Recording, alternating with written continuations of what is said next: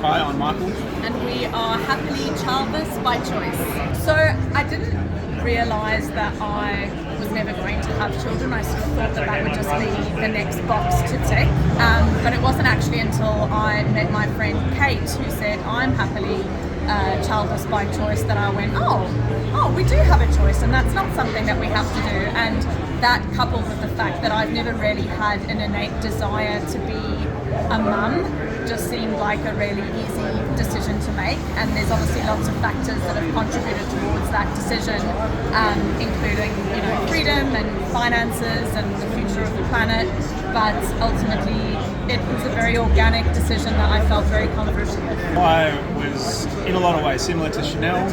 I assumed that I'd have children at some point, and then I remember the specific moment, a few years ago, 5 or 6 years ago, I turned 30. I thought now is the time to make that call, and then I thought to myself, what if I don't?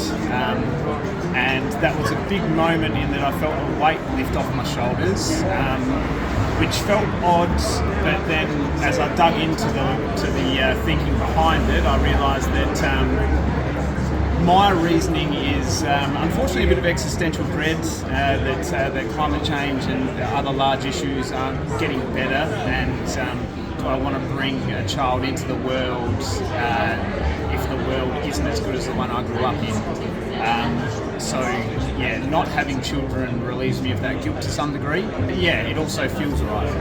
The reaction from my parents has been absolutely fine, and they've been very supportive of my decision. I think that there is a little bit of sadness that they won't get to see grandkids from me, but there's definitely no disappointments.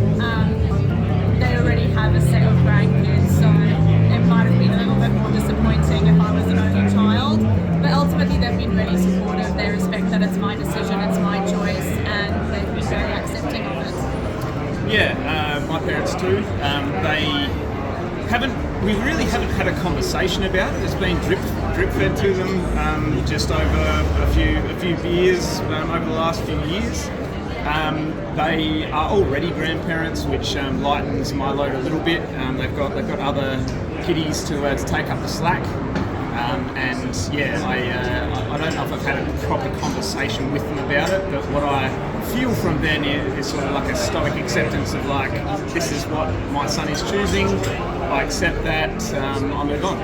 I don't really care if somebody thinks that it's a selfish choice, but I think ultimately it's actually quite a selfless choice to decide not to have kids. So thankfully no one's actually accused me of being selfish, but if they did, that's okay. I know I'm not. With all due respect to my mum and dad, I think my reasons for not having kids are bigger than their feelings. It's really important to feel very comfortable with the decision not to have children. We are one of the first generations, if not the first generation, to actually have a choice. There's a lot of cultures where they have to have children or they have to get forced into marriages, and the generations before us had to have kids, and we have the choice not to, which opens up so much opportunities in terms of what we can do with our career or what we can do with seeing the world. And I think that people should be very happy,